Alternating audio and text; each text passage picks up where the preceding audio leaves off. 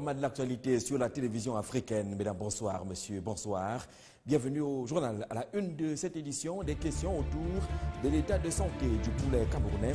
Après le passage dévastateur de la grippe aviaire, le marché de la volaille a de la peine à se relever et du coup les observateurs parlent de véritable impasse. Il est cher, il est rare. Quelles sont les solutions de sortie pour retrouver le niveau de distribution et de production du poulet au Cameroun? Ce sera le grand focus de cette édition du 20h. Une autre édition également qui s'intéresse à l'état de santé du cinéma camerounais à marge du festival des écrans noirs qui se tient en ce moment à Yaoundé au Cameroun.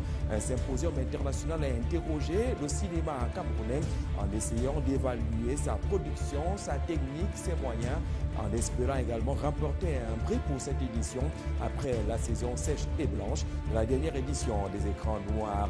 Gros plan également sur l'état de santé de la production cinématographique du Cameroun dans cette édition du 20h. Et puis aux États-Unis d'Amérique, c'est un revers pour le président Donald Trump qui s'attaquait à l'Obamacare, cette loi de son prédécesseur concernant la santé. Il pensait avoir une majorité au Parlement. Le revers est venu du camp des républicains. Second échec en quelques semaines tout simplement pour le président Donald Trump. Mesdames et messieurs, voilà pour la vitrine du 20h.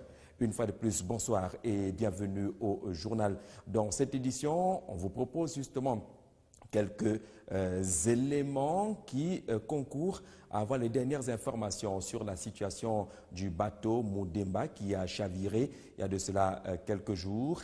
Les recherches d'aujourd'hui ont été interrompues, apprend-on, à cause des mauvaises conditions climatiques. On apprend également que 2 corps ont pu être retrouvés par les équipes de recherche qui sont mobilisées sur le terrain. Et du coup, l'État fait justement, on parle de 32 disparus jusqu'à présent, après la découverte de ces 2 corps. On apprend également, dans le cas des dispositifs, que de façon spéciale, l'organisation a érigé et déployé des balises et autres moyens pour empêcher les corps de dériver en attendant la reprise des travaux de recherche. Ce qu'on peut déjà retenir aujourd'hui au sujet de ces recherches, en attendant les résultats des enquêtes prescrites par le président de la République, 2 corps ont été repêchés. On rappellera que 3 survivants avaient déjà été repêchés après cet accident connu par ce bateau, le Moudemba, utilisé par le bataillon d'intervention rapide.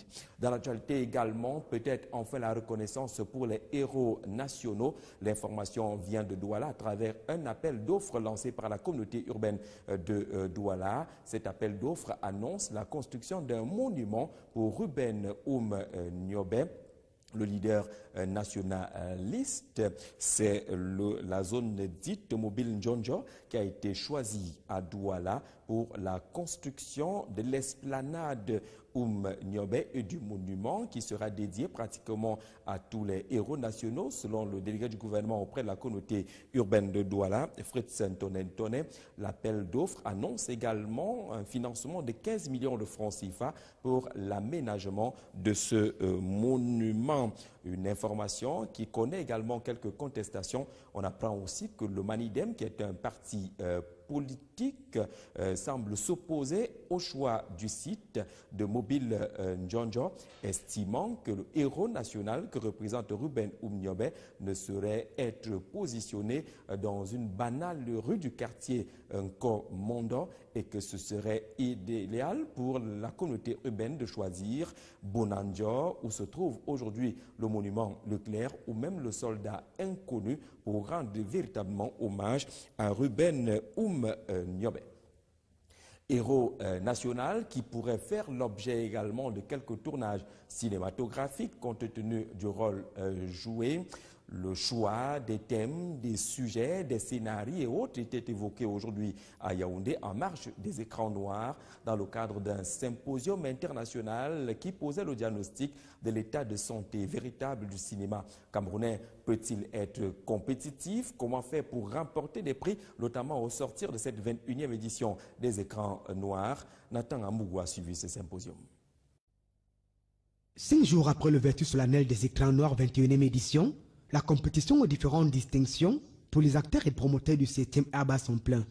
Le colloque international qui s'est tenu ce mercredi 19 juin à l'hôtel La Falaise sur le thème de la contribution du cinéma et de l'audiovisuel au développement économique et socio-culturel a été une occasion propice d'évaluer le cinéma camerounais et mettre en surface les films du terroir, voire leur chance d'engranger des prix à ce grand rendez-vous international du film qui distingue les meilleures productions. Il y a de bons films en compétition.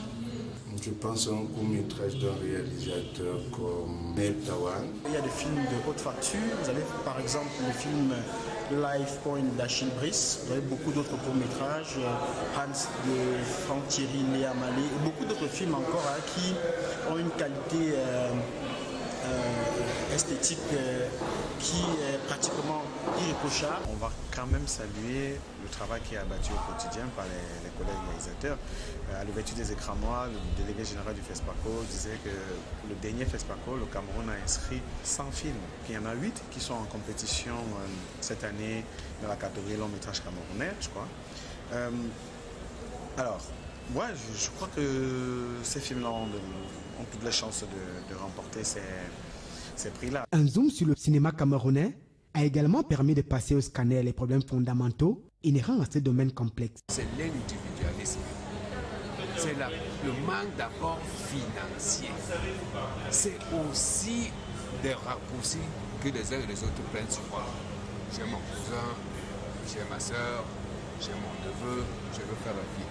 Si nous avons un matériel approprié, nous avons mis des moyens nécessaires en marche, vous tournez un film au Cameroun, ça n'a pas de concurrence. En tant que réalisateur et producteur de cinéma camerounais, je vais dire au niveau de la qualité, le Cameroun répond déjà aux normes. Rappelons que les écrans noirs sont une plateforme de partage qui a pour mission à travers ses différentes activités de susciter un échange soutenu sur le cinéma comme facteur de développement économique et socio-culturel. Parmi les constats également faits autour de l'état de santé du cinéma camerounais, c'est l'absence des salles de projection. Toutes les salles de cinéma aujourd'hui ont fermé boutique, ont été transformées en quincaillerie ou en église de réveil. Le palais de congrès de Yaoundé, qui semble requérir là du véritable pain béni, est devenu une salle de projection. D'ailleurs, dans les nouveaux aménagements, les installations permettent de réaliser des grandes projections. Les écrans noirs ont connu leur cérémonie d'ouverture et connaîtront leur cérémonie de clôture également du côté du palais de congrès de Yaoundé, qui a ouvert ses portes aujourd'hui. Journée portes ouvertes en prélude à l'ouverture officielle après réaménagement et réhabilitation demain par les soins du Premier ministre chef du gouvernement. Mais aujourd'hui déjà, le ministre des Arts et de la Culture était présent et invite les Camerounais à se réapproprier cet espace culturel. Norbert Ebodé. Il aura fallu près de 24 mois pour sa rénovation entière. Aujourd'hui, c'est un palais de congrès de Yaoundé qui affiche fière allure sur les hauteurs du mont Kolniada, avec plus d'opérationnalité et de fonctionnalité. Des atouts auxquels il faut ajouter les meilleures commodités qu'offre cet espace porté sur les fonds baptismaux le 12 mai 1982. Sa cure de jouvence étant désormais achevée, le jeu architectural peut crânement s'ouvrir au public à travers les journées portes ouvertes. Ici, l'on peut à travers plusieurs expositions photos apprécier le chemin parcouru par ce haut lieu de la culture depuis sa création en 1978. Dans la tête de certains Camerounais, le palais des congrès est réservé à une élite. Or, le message que nous voulons faire passer à travers ces journées portes ouvertes, c'est de dire que le palais des congrès est un palais du peuple et tout type de Camerounais peut avoir accès au palais des congrès. À quelques heures de son ouverture officielle, les Camerounais sans exclusive sont appelés à se réapproprier cet espace, lequel abrite tout type de manifestations et de façon simultanée. Nous invitons les différents acteurs, les différents promoteurs, pas seulement dans le champ culturel, mais dans le champ événementiel, dans le champ de l'organisation de grandes manifestations, à se réapproprier cet espace qui leur a fait tant défaut, qui leur a tant manqué depuis 2 ans. Rappelons que le palais des congrès Nyolok est le fruit de la coopération sino-camerounaise. Coopération magnifiée une fois de plus ce mercredi par la tutelle de ce haut lieu chargé d'histoire. La réhabilitation du palais de congrès de Yaoundé, environ 10 milliards de francs CFA, des financements chinois. Parlons justement de ces besoins de financement, peut-être pour relever la filière avicole au Cameroun. Après le passage de la grippe aviaire, l'état de santé du marché du poulet pose encore problème. Le poulet de chair se fait rare lorsqu'il est disponible, il coûte naturellement cher. Les avancées ne sont pas encore perceptibles pour compenser les pertes connues pendant ce passage de la grippe aviaire. Quel constat sur le terrain? On parle de plus en plus d'une véritable impasse. Marceline Toussier. Ils vendent tous dans l'illégalité. Le marché avicole connaît de nombreux problèmes au Cameroun. Rendu au marché de Mvogada à Yaoundé, le poulet de chair se fait de plus en plus rare. Les causes réelles sont lointaines et immédiates. Les causes lointaines de la rareté du poulet c'est bien évidemment le décret du ministre faisant part de la grippe aviaire au Cameroun. Des banques au jour d'aujourd'hui qui ne peuvent pas financer les activités illégales comme le secteur avicole. On a beaucoup de fermiers qui ont abandonné le circuit. À peu près 55% de fermiers ont fermé. Les accouveurs, ces spécialistes dans la production des poussins, ont pour la plupart fermé boutique, ce qui entraîne la flambée du prix du poulet de chair sur le marché. 3 500 francs à 4 000 francs au lieu de 2 500 francs CFA en période d'abondance. Des mesures d'accompagnement dans ce secteur, il n'en existe guère. Des aviculteurs qui pensent dès lors à la mise sur pied d'un syndicat. Des hommes et des femmes ayant investi et tout perdu dans ce secteur interpellent une fois de plus le ministre de l'élevage. La décision du ministre nous a réduit au silence, nous a même entraîné au chômage. Qui réétudie la question, qui pense qu'il est entouré des experts, des ingénieurs. Le ministre, parents comme nous aussi, sache que nous avons nos enfants envoyés à l'école. Et qu'il ne suffit pas de nous dire que nous avions choisi le mauvais côté de la vie dont il a la tutelle. Ils n'ont qu'un seul souhait, que le secteur avicole revive au Cameroun et nourrisse son homme, faisant ainsi le bonheur des consommateurs. Acte de coopération dans cette édition du 20h. Le ministre de l'économie, de la planification et de l'aménagement du territoire, Paul Motazé, et l'ambassadeur de la République fédérale d'Allemagne sont à l'extrême nord. Première étape de cette importante visite, le soutien et les moyens pour lutter contre la malnutrition qui est encore perceptible dans cette partie du pays. La même délégation a été au camp de réfugiés de Minao pour apporter également du soutien aux enfants des réfugiés, les couches vulnérables qui sont gardées dans ces différents camps. Mélanie Bipanga. La malnutrition, un phénomène qui touche bon nombre d'enfants du camp des réfugiés de Minamwao. Pour pallier cette situation, plusieurs partenaires accompagnent le gouvernement dans ce combat. Le programme de nutrition du centre nutritionnel ambulatoire, chargé des cas de malnutrition aiguë du nourrisson et du jeune enfant, est présent depuis quelques mois dans la région de l'extrême nord. Le ministre Paul Motazé, qu'accompagnait l'ambassadeur de la République fédérale d'Allemagne au Cameroun, est allé évaluer le niveau de mise en œuvre de ce projet, financé par une ONG allemande.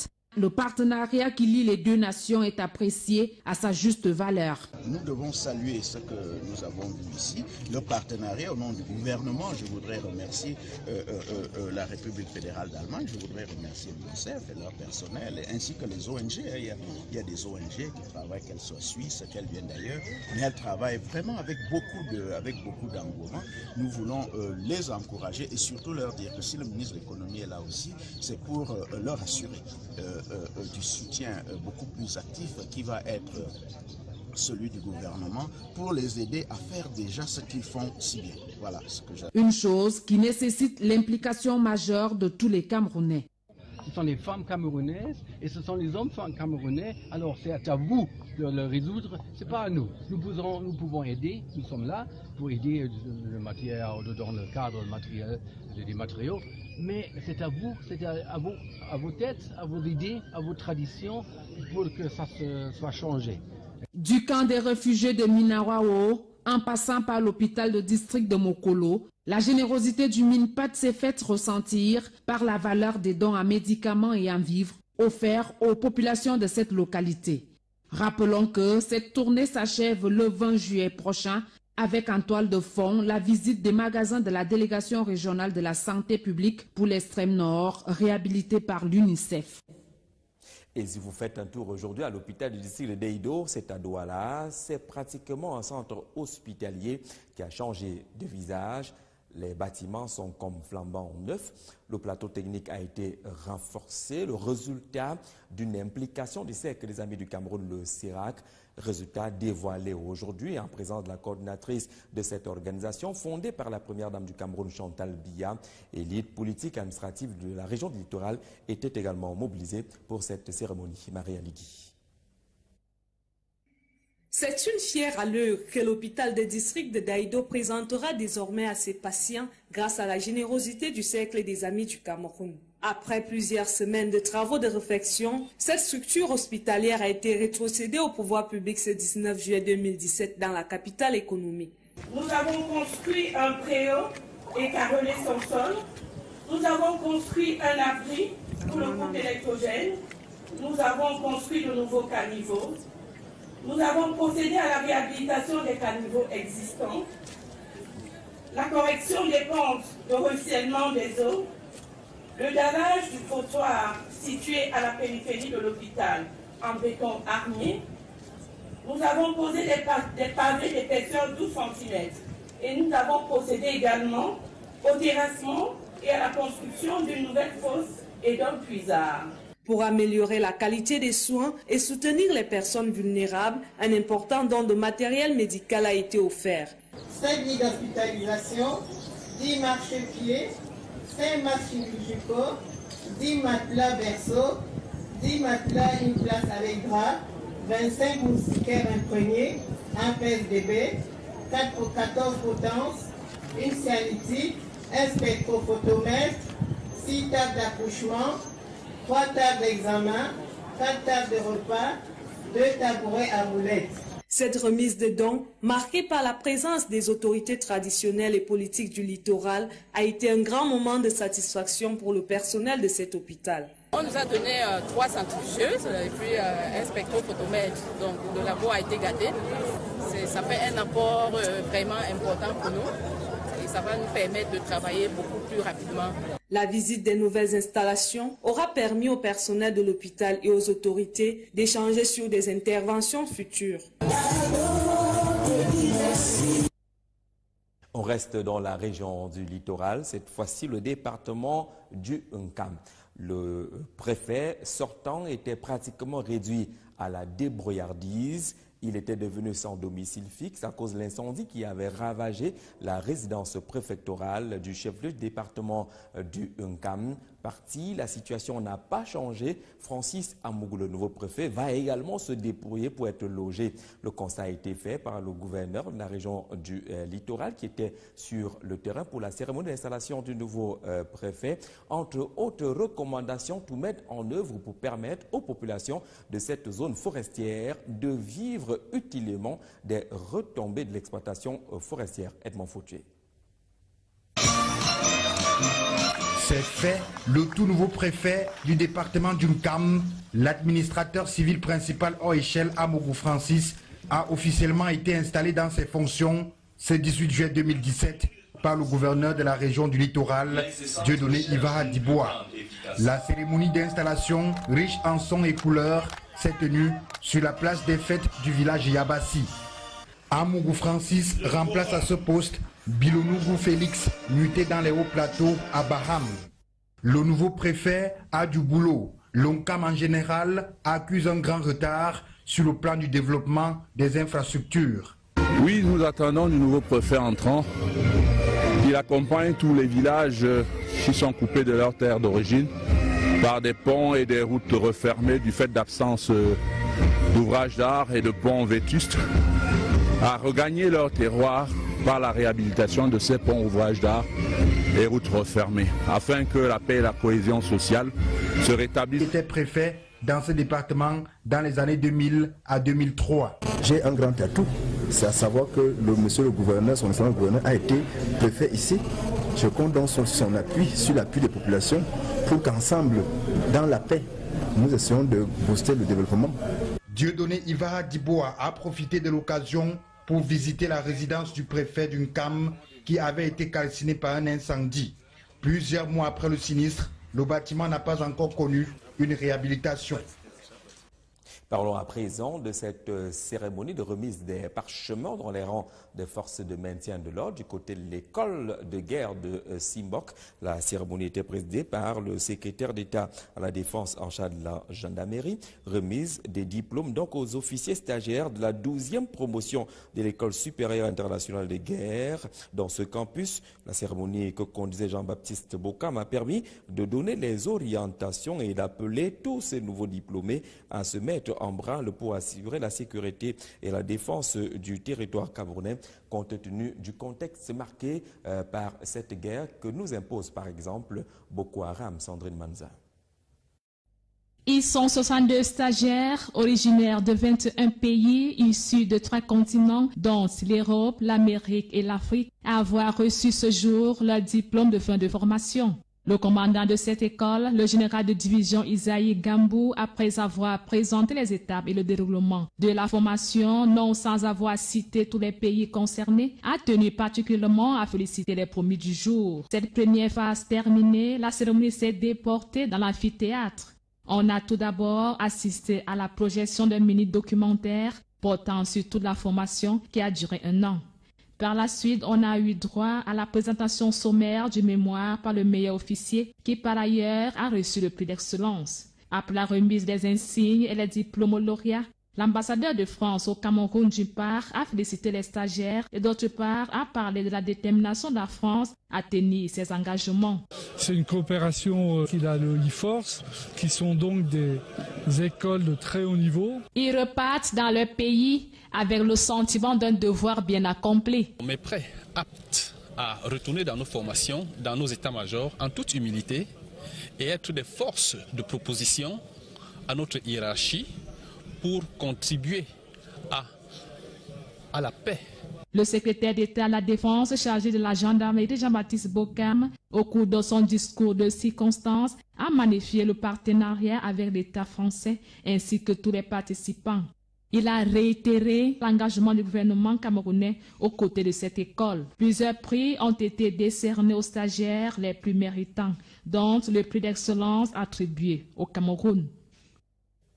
On l'a compris, c'est un stage d'1 an qui était ouvert à plusieurs nationalités. Fin de stage donc avec remise de ces parchemins en présence, naturellement, vous l'avez constaté, de l'ambassadeur de France au Cameroun. Parlons développement du tourisme à présent avec l'exemple de réflexion qui vient de Brazzaville au Congo. Ce sont les premières assises nationales de développement du tourisme. Le Congo a mis les petits plats dans les grands. Plusieurs experts internationaux mobilisés. Le secrétaire général de l'Organisation mondiale du tourisme était également présent et en a profité pour remettre au Premier ministre congolais le plan directeur du développement du tourisme de cet État, document important qui devrait asseoir la politique touristique nationale du côté du Congo. Sylvestre Messi. Ils étaient plus de 300 participants, partenaires au développement, hauts fonctionnaires, experts nationaux et internationaux en questions de tourisme et de loisirs, avec en tête de liste le secrétaire général de l'Organisation mondiale du tourisme, le docteur Taleb. Tous ont répondu présents aux premières assises nationales que vient d'organiser à Brazzaville le gouvernement congolais en partenariat avec le Programme des Nations Unies pour le développement. Pendant 2 jours, les experts ont donc épluché point par point les facteurs pouvant accélérer le développement de l'activité touristique au Congo-Brazzaville. Ce pays qui regorge déjà de nombreux atouts. Et donc le Congo aujourd'hui, au travers ses infrastructures, a maintenant tout le grand potentiel touristique qui s'offre à tout cela. N'oubliez pas que nous avons le 2e plus grand fleuve au monde. Nous avons la 2e plus grande forêt au monde, après l'Amazonie.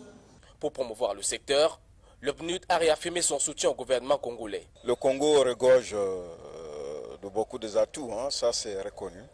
Mais il faut, je dirais, un plan cartésien pour pouvoir refaire ressortir ces atouts pour que ça attire des touristes. Donc on a commencé par un plan national, une stratégie. Et dans la stratégie, comme Madame la ministre l'a énoncé, il y a 6 axes. Et je crois que dans tous ces 6 axes, le PNUD que je représente, en travaillant en symbiose avec l'Organisation mondiale du tourisme, allons accompagner le gouvernement pour mener à bon port. Pour nombre de participants, c'est une initiative louable que vient de prendre le Congo. Le Congo-Brazzaville a pris une initiative dans la sous-région qui est de lancer ces assises pour sensibiliser et interpeller les gouvernements de la sous-région à redéfinir nos produits que nous héritons de notre vertu. Donc pour moi, c'est une opportunité que les autres pays de la sous-région doivent suivre, s'entraider, collaborer, ouvrir les frontières pour permettre qu'on redynamise notre tourisme. Pour une destination Congo-Brazzaville, le pays s'est doté d'un plan directeur du développement durable du tourisme. Le secrétaire général du tourisme a remis le dit document au Premier ministre chef du gouvernement Clément Mwamba. Pendant son séjour très chargé intercongolaise, le docteur Taleb a eu l'occasion de découvrir les grands sites touristiques du pays, parmi lesquels la basilique Sainte-Anne et l'école de peinture de Poto-Poto. Aux États-Unis d'Amérique, les observateurs parlent de revers. Certains critiques internationaux parlent de claques reçues par Donald Trump au Parlement, notamment avec cette majorité des sénateurs républicains qui ne sont pas d'accord avec lui qui pensait à l'abrogation de la loi de la santé appelée Obamacare, une loi qui était chère à son prédécesseur Barack Obama en quelques semaines. C'est un deuxième revers déjà essuyé par le président Donald Trump qui jubilait pourtant il y a de cela quelques mois indiquant qu'il allait tout mettre en œuvre, visiblement par les actes, pour effacer le passage de Barack Obama à la Maison-Blanche. Mathieu Wamba. La loi sur la santé, Obamacare, ne sera pas abrogée. Ainsi en ont décidé les élus républicains majoritaires au Parlement. Après l'accord sur le climat sur lequel Donald Trump a fait un rétropédalage la semaine dernière en annonçant en définitive le respect des dispositions prises à Paris, c'est au tour de l'Obamacare de connaître la reconnaissance d'une partie du Parlement américain. Sénateurs républicains pour la plupart, et opposés à cette loi votée par le président Barack Obama et qui accorde une assurance santé à des millions d'Américains. Le président Donald Trump, qui est au centre de plusieurs affaires, dont celle des écoutes et des relations officieuses avec Moscou pendant la campagne présidentielle, et même celle impliquant ses proches, serait dos au mur et dans sa logique de déconstruction de la politique d'Obama, connaît un cinglant revers. Le président Trump, comme toujours, s'est répandu sur Twitter pour contester cette prise de position des sénateurs de son propre bord à l'endroit de cette loi si controversée. La nouvelle administration américaine, qui avait jubilé en mai dernier, lorsque cette loi avait été approuvée pour abrogation, a vite fait de déchanter. Donald Trump, qui pensait tenir enfin sa revanche, enrage. Un revirement des sénateurs républicains à 180 degrés qui remonte les bretelles au président, en ajoutant un peu d'humanisme dans un système sanitaire américain qui ne laisse nulle place aux pauvres et aux économiquement faibles. Une victoire de plus pour l'administration précédente qui, après le désistement de Donald Trump dans l'accord sur le climat, espère enfoncer le clou en faisant tomber le décret sur l'immigration de ressortissants de certains pays arabes. On a vu qu'il s'agit bien de Donald Trump, le président américain. Parlons sport avec la fin de ce symposium organisé par la Confédération africaine de football au Maroc. On parle d'au moins 6 propositions qui ont été arrêtées par des experts, anciens footballeurs qui étaient rassemblés. Parmi ces propositions, le déplacement des mois d'organisation de la Coupe d'Afrique des Nations qui devrait partir de janvier-février pour le mois de juin. Le passage également du nombre d'équipes de 16 à 24, entre autres propositions retenues par Étienne Bala. Le symposium de la Confédération africaine de football tenu au Maroc pendant 2 jours a émis plusieurs résolutions qui changeraient d'ailleurs le visage de la Coupe d'Afrique des Nations. Tout le monde exprime ce qu'ils ont, exprime ce qu'ils peuvent apporter au football africain, partager avec tout le monde leur vision. Il faut retenir que cette dernière, selon les propositions, reste organisée tous les 2 ans, mais connaît simplement une délocalisation sur le mois à compétir qui sera désormais celui de juin ou de juillet et non plus janvier et février. Une proposition qui va tout simplement régler le problème lié à la libération des joueurs lorsque le tournoi a lieu en février. Ceci devra plutôt donner l'occasion à plusieurs joueurs d'être sollicités dans la compétition qui elle-même passera à 24 équipes participantes contre 16 jusqu'alors. Dans un autre aspect, les éliminatoires seront couplés avec ceux de la Coupe du Monde, comme ce fut le cas en 2006 et 2010, et les compétitions interclubs africaines se tiendront désormais du mois d'août au mois de mai. Comme autre résolution, le renforcement du cahier des charges, un audit des stades du pays hôte par un cabinet d'audit indépendant ainsi que les techniciens de la Confédération africaine de football pour éviter les conflits d'intérêts. En gros, 6 grandes résolutions proposées par les techniciens du football africain, anciens joueurs, président de fédération, avec la présence de Gianni Infantino, le président de la Fédération internationale de football association. Je pense que ce symposium marque une nouvelle ère, une nouvelle étape importante pour le futur du football africain dans laquelle on discute, dans laquelle on débat, dans laquelle on avance. Tant qu'on réfléchit et tant qu'on échange, c'est forcément positif. Et donc d'appeler tout le monde, toutes les composantes du foot, c'est une très bonne chose. Et d'avoir des légendes, dont des gens qui ont vécu dans le foot pour venir donner leur avis, c'est encore mieux. Donc. On va parler également sport cette fois-ci avec un événement. Dans l'événement, c'est Rigobert Sambanac qui reprend du service. Il est à la tête de l'équipe nationale A', les moins de 23 ans, pour être un peu plus clair. En tout cas, il s'agit des Lions A' qui ont repris du service aujourd'hui sous la houlette du sélectionneur Rigobert Sambanac. C'est en préparation du match contre le Sao Tomé et Principe du 12 août prochain, comptant pour les éliminatoires du championnat d'Afrique des Nations. 23 joueurs sur 39 présélectionnés étaient présents et Rigobert Sambanac a profité de cette occasion pour présenter son groupe et ses ambitions. Nous y reviendrons. Voilà, c'est avec ces images très belles de la reprise des entraînements par cette sélection des Lions A' sous la conduite de Rigobert Sambanac que se referme cette édition du 20h. Mesdames et messieurs, au nom de toutes les équipes techniques et rédactionnelles, merci d'avoir suivi. Passez une magnifique soirée sur Vision 4.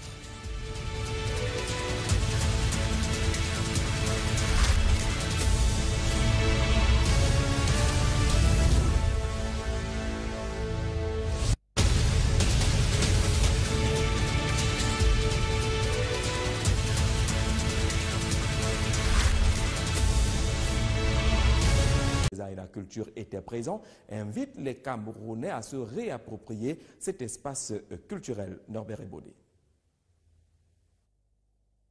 Il aura fallu près de 24 mois pour sa rénovation entière.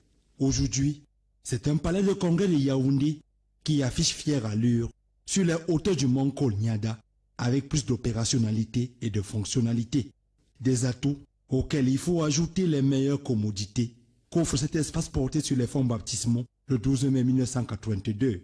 Sa cure de jouvence étant désormais achevée, le jeu architectural peut crânement s'ouvrir au public à travers les journées portes ouvertes. Ici, l'on peut à travers plusieurs expositions photos apprécier le chemin parcouru par ce haut lieu de la culture depuis sa création en 1978. Dans la tête de certains Camerounais, le palais des congrès est réservé à une élite. Or, le message que nous voulons faire passer à travers ces journées portes ouvertes, c'est de dire que le palais des congrès est un palais du peuple et tout type de Camerounais peut avoir accès au palais des congrès. À quelques heures de son ouverture officielle, les Camerounais sans exclusive sont appelés à se réapproprier cet espace, lequel abrite tout type de manifestations et de façon simultanée. Nous invitons les différents acteurs, les différents promoteurs, pas seulement dans le champ culturel, mais dans le champ événementiel, dans le champ de l'organisation de grandes manifestations, à se réapproprier cet espace qui leur a fait tant défaut, qui leur a tant manqué depuis 2 ans.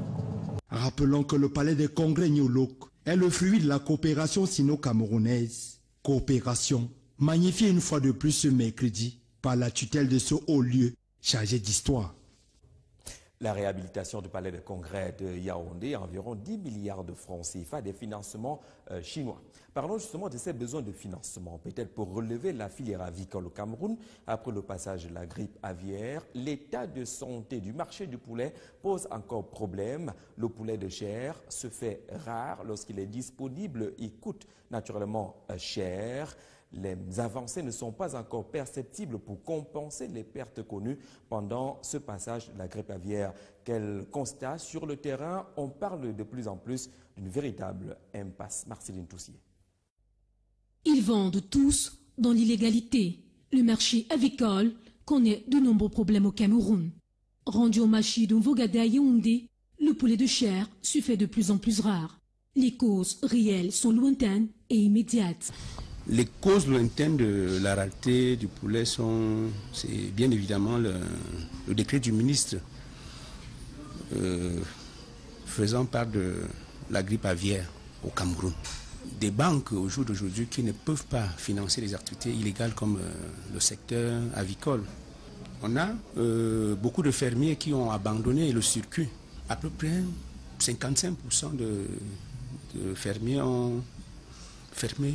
Lisa Couver, ces spécialistes dans la production des poussins, ont pour la plupart fermé boutique, ce qui entraîne la flambée du prix du poulet de chair sur le marché. 3 500 francs à 4 000 francs au lieu de 2 600 francs CFA en période d'abondance. Des mesures d'accompagnement dans ce secteur, il n'en existe guère. Des aviculteurs qui pensent dès lors à la mise sur pied d'un syndicat.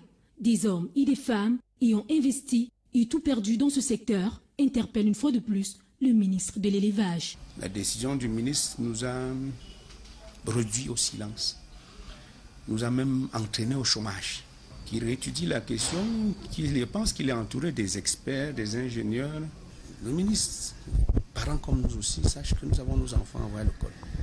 Njonjo, estimant que le héros national que représente Ruben Oum-Niobé ne saurait être positionné dans une banale rue du quartier Nko-Mondo et que ce serait idéal pour la communauté urbaine de choisir Bonanjo, où se trouve aujourd'hui le monument Leclerc, ou même le soldat inconnu, pour rendre véritablement hommage à Ruben Oum-Niobé.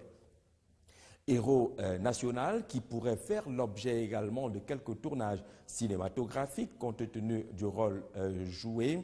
Le choix des thèmes, des sujets, des scénarios et autres étaient évoqués aujourd'hui à Yaoundé en marge des écrans noirs dans le cadre d'un symposium international qui posait le diagnostic de l'état de santé véritable du cinéma camerounais. Peut-il être compétitif? Comment faire pour remporter des prix, notamment au sortir de cette 21e édition des écrans noirs? Nathan Amougou a suivi ce symposium. 5 jours après l'ouverture solennelle des écrans noirs 21e édition, la compétition aux différentes distinctions pour les acteurs et promoteurs du 7e art bat son plein. Le colloque international qui s'est tenu ce mercredi 19 juin à l'hôtel La Falaise sur le thème de la contribution du cinéma et de l'audiovisuel au développement économique et socio-culturel a été une occasion propice d'évaluer le cinéma camerounais et mettre en surface les films du terroir, voir leur chance d'engranger des prix à ce grand rendez-vous international du film qui distingue les meilleures productions. Il y a de bons films en compétition. Je pense à un court-métrage d'un réalisateur comme Nel Tawan. Il y a des films de haute facture. Vous avez par exemple le film Life Point d'Achille Brice. Vous avez beaucoup d'autres courts-métrages, Hans de Franck Thierry, Léa Malé, et beaucoup d'autres films encore qui ont une qualité esthétique qui est pratiquement irréprochable. On va quand même saluer le travail qui est abattu au quotidien par les collègues réalisateurs. À l'ouverture des écrans noirs, le délégué général du FESPACO disait que le dernier FESPACO, le Cameroun a inscrit 100 films. Il y en a 8 qui sont en compétition cette année dans la catégorie long métrage camerounais, je crois. Alors, ouais, je crois que ces films-là ont toutes les chances de remporter ces prix-là. Un zoom sur le cinéma camerounais a également permis de passer au scanner les problèmes fondamentaux inhérents à ce domaine complexe. C'est l'individualisme, c'est le manque d'apport financier, c'est aussi des raccourcis que les uns et les autres prennent sur moi. J'ai mon cousin, j'ai ma soeur, j'ai mon neveu, je veux faire la vie. Si nous avons un matériel approprié, nous avons mis des moyens nécessaires en marche, vous tournez un film au Cameroun, ça n'a pas de concurrence. En tant que réalisateur et producteur de cinéma camerounais, je vais dire au niveau de la qualité, le Cameroun répond déjà aux normes. Rappelons que les écrans noirs sont une plateforme de partage qui a pour mission à travers ses différentes activités de susciter un échange soutenu sur le cinéma comme facteur de développement économique et socio-culturel. Parmi les constats également faits autour de l'état de santé du cinéma camerounais, c'est l'absence des salles de projection. Toutes les salles de cinéma aujourd'hui ont fermé boutique, ont été transformées en quincaillerie ou en église de réveil. Le palais de congrès de Yaoundé, qui semble requérir là du véritable pain béni, est devenu une salle de projection. D'ailleurs, dans les nouveaux aménagements, les installations permettent de réaliser des grandes projections. Les écrans noirs ont connu leur cérémonie d'ouverture et connaîtront leur cérémonie de clôture également du côté du palais de congrès de Yaoundé, qui a ouvert ses portes aujourd'hui. Journée portes ouvertes en prélude à l'ouverture officielle après réaménagement et réhabilitation demain par les soins du Premier ministre, chef du gouvernement. Mais aujourd'hui déjà, le ministre... Soit situé à la périphérie de l'hôpital en béton armé, nous avons posé des pavés d'épaisseur 12 cm et nous avons procédé également au terrassement et à la construction d'une nouvelle fosse et d'un puisard. Pour améliorer la qualité des soins et soutenir les personnes vulnérables, un important don de matériel médical a été offert.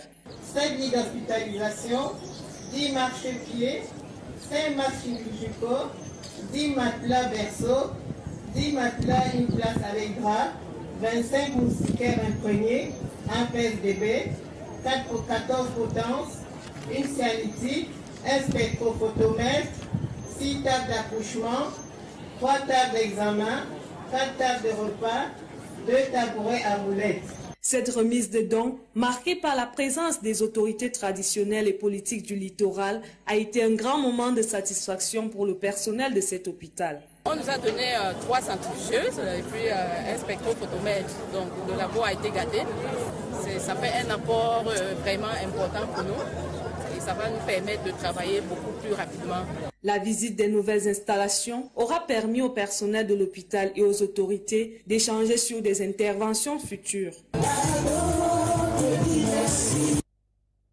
On reste dans la région du littoral, cette fois-ci le département du Nkam. Le préfet sortant était pratiquement réduit à la débrouillardise. Il était devenu sans domicile fixe à cause de l'incendie qui avait ravagé la résidence préfectorale du chef-lieu du département du Nkam. Parti, la situation n'a pas changé. Francis Amougou, le nouveau préfet, va également se débrouiller pour être logé.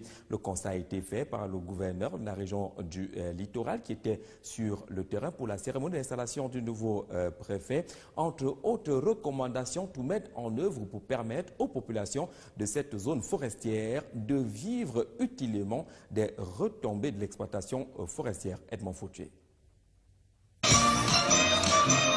C'est fait, le tout nouveau préfet du département du Nkam, l'administrateur civil principal hors échelle Amougou Francis, a officiellement été installé dans ses fonctions ce 18 juillet 2017 par le gouverneur de la région du littoral, Dieudonné Ivara Diboa.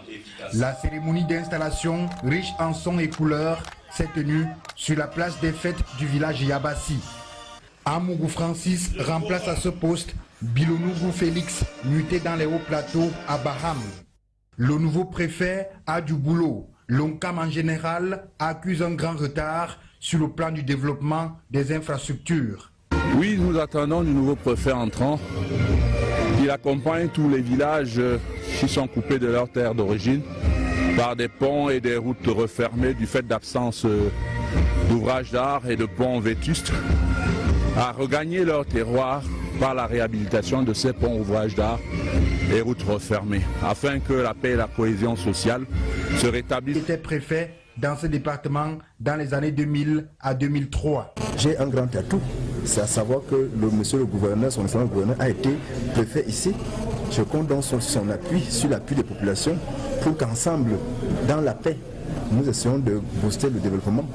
Dieudonné Ivara Diboa a profité de l'occasion pour visiter la résidence du préfet du Nkam qui avait été calcinée par un incendie. Plusieurs mois après le sinistre, le bâtiment n'a pas encore connu une réhabilitation. Parlons à présent de cette cérémonie de remise des parchemins dans les rangs des forces de maintien de l'ordre du côté de l'école de guerre de Simbok.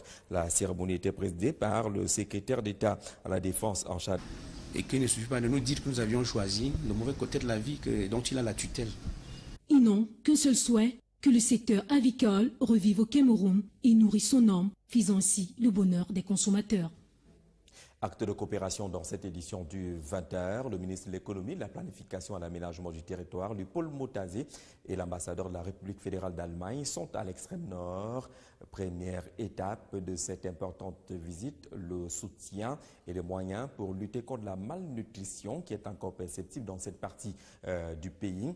La même délégation a été au camp de réfugiés de Minao pour apporter également du soutien aux enfants des réfugiés, des couches vulnérables qui sont gardées dans ces différents camps. Mélanie Bipanga.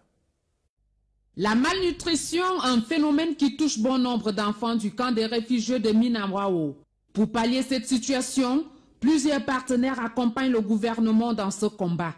Le programme de nutrition du centre nutritionnel ambulatoire, chargé des cas de malnutrition aiguë du nourrisson et du jeune enfant, est présent depuis quelques mois dans la région de l'extrême nord. Le ministre Paul Motazé, qu'accompagnait l'ambassadeur de la République fédérale d'Allemagne au Cameroun, est allé évaluer le niveau de mise en œuvre de ce projet, financé par une ONG allemande. Le partenariat qui lie les deux nations est apprécié à sa juste valeur. Nous devons saluer ce que nous avons vu ici, le partenariat au nom du gouvernement. Je voudrais remercier la République fédérale d'Allemagne, je voudrais remercier l'UNICEF et leur personnel, ainsi que les ONG. Il y a des ONG qui travaillent, qu'elles soient suisses, qu'elles viennent d'ailleurs, mais elles travaillent vraiment avec beaucoup d'engouement. Nous voulons les encourager et surtout leur dire que si le ministre de l'économie est là aussi, c'est pour leur assurer du soutien beaucoup plus actif qui va être celui du gouvernement pour les aider à faire déjà ce qu'ils font si bien. Voilà ce que j'ai. Une chose qui nécessite l'implication majeure de tous les Camerounais. Ce sont les femmes camerounaises et ce sont les hommes camerounais. Alors c'est à vous de le résoudre, c'est pas à nous. Nous pouvons aider, nous sommes là pour aider dans le cadre matériel, des matériaux. Mais c'est à vous, c'est à vos têtes, à vos idées, à vos traditions pour que ça soit changé. Du camp des réfugiés de Minawao, en passant par l'hôpital de district de Mokolo, la générosité du MINPAD s'est faite ressentir par la valeur des dons en médicaments et en vivres offerts aux populations de cette localité. Rappelons que cette tournée s'achève le 20 juillet prochain avec en toile de fond la visite des magasins de la délégation régionale de la santé publique pour l'extrême nord, réhabilité par l'UNICEF. Et si vous faites un tour aujourd'hui à l'hôpital du district de Deido, c'est à Douala, c'est pratiquement un centre hospitalier qui a changé de visage. Les bâtiments sont comme flambant neufs. Le plateau technique a été renforcé. Le résultat d'une implication du Cercle des Amis du Cameroun, le CIRAC, résultat dévoilé aujourd'hui en présence de la coordinatrice de cette organisation fondée par la première dame du Cameroun, Chantal Biya. Et l'élite politique administrative de la région du littoral était également mobilisée pour cette cérémonie. Maria Ligui. C'est une fière allure que l'hôpital de district de Daido présentera désormais à ses patients grâce à la générosité du Cercle des Amis du Cameroun. Après plusieurs semaines de travaux de réflexion, cette structure hospitalière a été rétrocédée au pouvoir public ce 19 juillet 2017 dans la capitale économique. Nous avons construit un préau et carrelé son sol. Nous avons construit un abri pour le groupe électrogène. Nous avons construit de nouveaux caniveaux. Nous avons procédé à la réhabilitation des caniveaux existants, la correction des pentes de ruissellement des eaux, le dallage du fauteuil.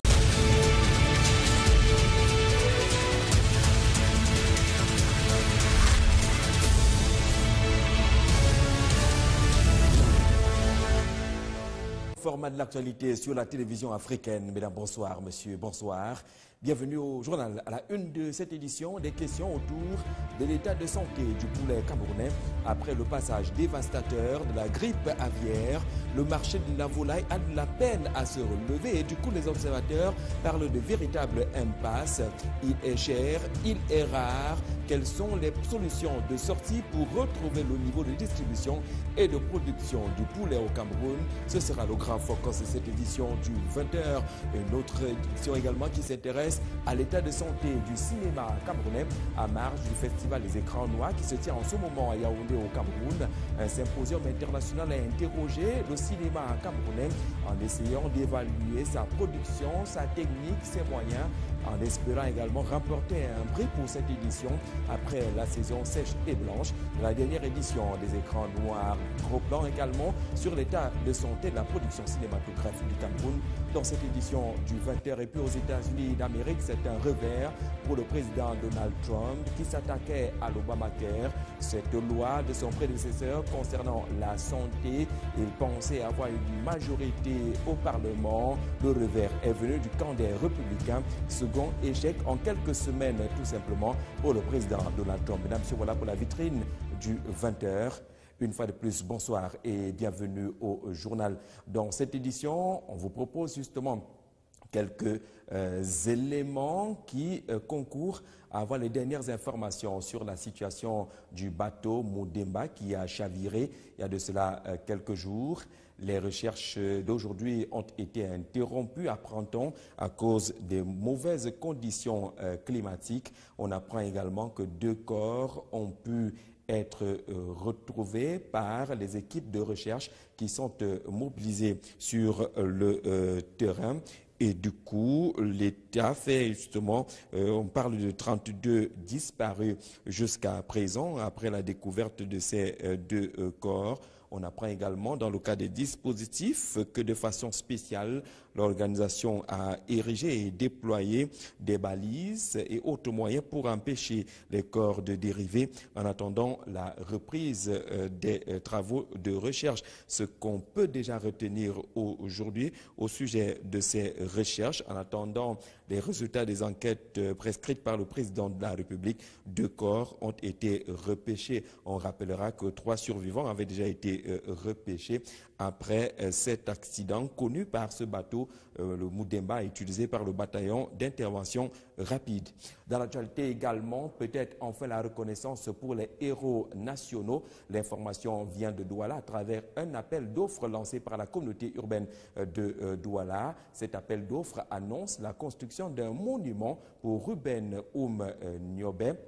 Le leader nationaliste, c'est la zone dite mobile Njonjo qui a été choisie à Douala pour la construction de l'esplanade Nyobé et du monument qui sera dédié pratiquement à tous les héros nationaux, selon le délégué du gouvernement auprès de la communauté urbaine de Douala, Fritz Tonentone. L'appel d'offres annonce également un financement de 15 millions de francs CFA pour l'aménagement de ce monument. Une information qui connaît également quelques contestations. On apprend aussi que le Manidem, qui est un parti politique, semble s'opposer au choix du site de mobile